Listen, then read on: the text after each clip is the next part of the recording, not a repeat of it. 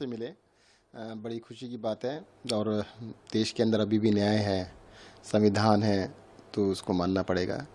अगर संविधान नहीं होता, न्याय नहीं होता, अदालतें नहीं होती, तो शायद जिस तरह की सरकार केंद्र में चल रही है वो तो फांसी पर लटका देती।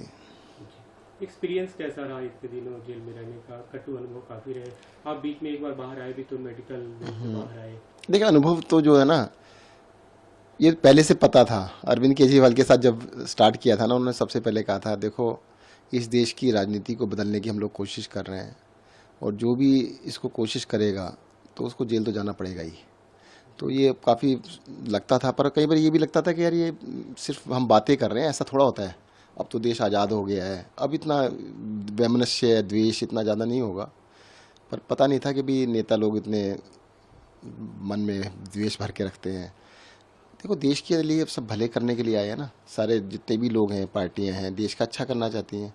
तो उसके अंदर तुम हमसे अच्छा काम कर लो भाई। अरविंद केजरीवाल अगर दिल्ली में अच्छा काम कर रहे हैं तो उनको रोकने की बजाय तुम उनसे अच्छा काम कर लो भाई। जो भी अरविंद केजरीवाल ने किया तुम कॉपी कर लो, पूरे देश में कर लो। कहना हम कुछ नहीं करेंगे, पर इसको करने भी नहीं देंगे। और सबसे बड़ा कारण क्या है कि भाई ये जेल जाने के बाद ये अनुभव हुआ कि भाई कई बार सोचा कि भाई मुझे जेल भेज दिया, अरविंद जी को जेल भेजा, मनीष जी को भेज दिया, संजय सिंह को भेजा, कितने तमाम हमारे नेताओं को जेल भेजा। भाई ऐसा क्या है आम आदमी पार्टी के अंदर कि आम आदमी पार्टी के लोगों को तोड़ना चाहते हैं, ख़त्म करना चाहते हैं। तो ये जो अनुभव है, जो सोचा वहाँ पे, तो ये निष्कर्ष ये निकला कि भाई इसका सिर्फ एक ही कारण है। इस देश में बहुत सारी पार्टियां बनी, पर वो इन जो सो कॉल्ड बहुत बड़ी बड़ी पार्टियां का कुछ बिगाड़ नहीं पाई। राजनीति जैसे चल रही थी वैसी चल रही है। तो उस तरह की चलती रहे तो कोई दिक्कत नहीं। आम आदमी पार्टी, अरविंद केजरीवाल इलेक्शन पॉलिटिक्स में आए, इनको कोई फर्क नहीं पड़ता, पर इनके जैसे नहीं बने इसलिए फर्क पड़ता है।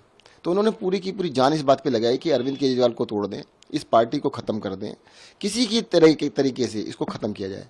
हम सबको अरेस्ट इसलिए किया गया कि एजुकेटेड, पढ़े लिखे लोग जो देश के लिए कुछ करना चाहते हैं वो आगे ना आए, उनको डराने के लिए किया।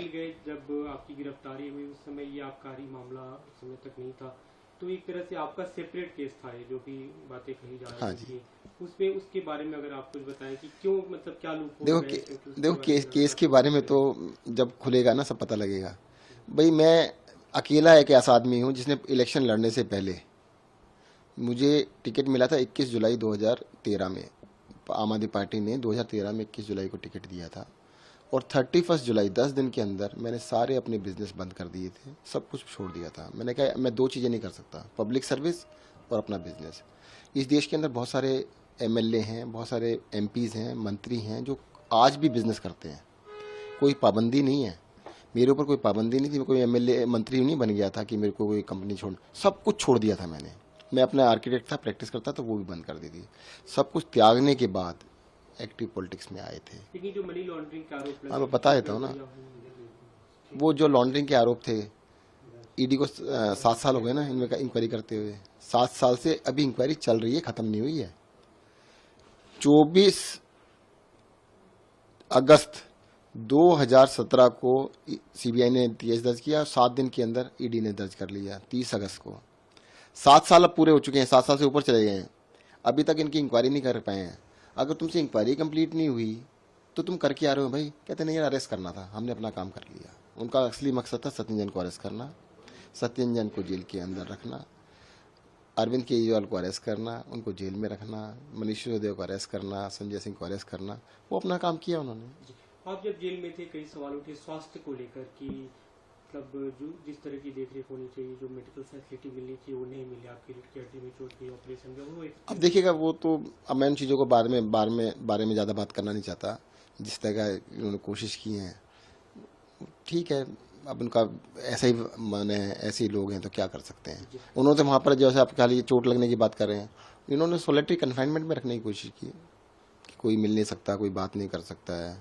तो इस तरह का तो सोलिटरी कन्फाइनमेंट सबसे सीवियर पनिशमेंट कहलाती है। 15 दिन से ज़्यादा ना मर्डरर्स को नहीं रखते उसके अंदर। 15 दिन से ज़्यादा महीनों रखा गया सोलिटरी कन्फाइनमेंट के अंदर कि भाई किसी से बात नहीं कर सकते, बोल नहीं सकते। तो उन्होंने तोड़ने के लिए हर तरह के हथकंडे अपनाए जो भी हो सकते थे। आप जब जेल में थे एक वीडियो भी सामने आया था तिहाड़ जेल से सीसीटीवी का, जिसे लेकर काफी सवाल खड़े। अच्छा चलो पहले से ही बताओ, तिहाड़ जेल के अंदर कैमरे सब जगह लगे हुए हैं, और CCTV फुटेज क्यों नहीं मिल रही आपको? वहाँ पे क्रिमिनल्स भी हैं बहुत सारे, उनकी फुटेज क्यों नहीं मिल रही? सत्येंद्र जैन की क्यों मिली? ये कहते हैं सत्येंद्र जैन के लिए ना, देखिएगा क्या शानदार खाना खा रहे हैं, खीरा, टमाटर, संतरा और केला, ये 4 चीज़ें थी। आपकी नॉलेज के लिए मैं बता दूं, जब मैं जेल गया था मैंने 1 साल तक अन्न नहीं खाया था, और वहाँ से खरीद के खाते थे। कैंटीन है वहाँ पर, कैंटीन के अंदर पैसे दे के खरीद सकते हैं। आपको कहूँ तो मैं बहुत सारे बिल दिखा सकता हूँ, सारे बिल हैं। कहते सत्येंद्र ने पानी पिया, अरे भाई साहब खरीद के पिया, बिस्लरी का पानी वहाँ मिलता है सबके लिए, मेरे लिए अलग से नहीं है। सत्येंद्र जैन के देखो टीवी लगा हुआ था, अरे भाई टीवी मेरे यहाँ नहीं लगा, सबके यहाँ टीवी लगा हुआ था। अगर मेरे यहाँ लगा तो कोई अलग से नहीं था। मेरे साथ तो ये अलग से ये था कि मुझे अकेले रखा गया था। मैंने बाद में लिख के दिया उनको, डॉक्टर ने मुझसे कहा भाई इनको अकेले ना रखे, साथ में रख लो। कहते नहीं अकेले रखेंगे, इसको तोड़ना चाहते हैं हम। तो मेरे साथ अत्याचार किया गया। जो जो वीडियो की आप बात कर रहे हैं वो एक अति जिसे कह सकते हैं। अरे मुझे सर्जरी हुई थी, मुझे डॉक्टर्स ने कहा था बेड रेस्ट नहीं, एक्सक्लूसिव बेड रेस्ट कि मेरे को कहा गया था। मुझे अस्पताल में रखना था कि वहाँ के स्टाफ ने बोला कि जी हम आपको OPD में ना रख के, हम आपको चक्की कहते हैं, मतलब रूम को कहते हैं, वहाँ रख लेते हैं और फैसिलिटी वहाँ पे दे देंगे। मैंने कहा मुझे जब झुकना मना है, मैं कुछ उठा नहीं सकता। कम से कम 1 महीने के लिए एक्सक्लूसिव बेड रेस्ट किया गया था कि 1 महीने तक आपने हिलना भी नहीं है।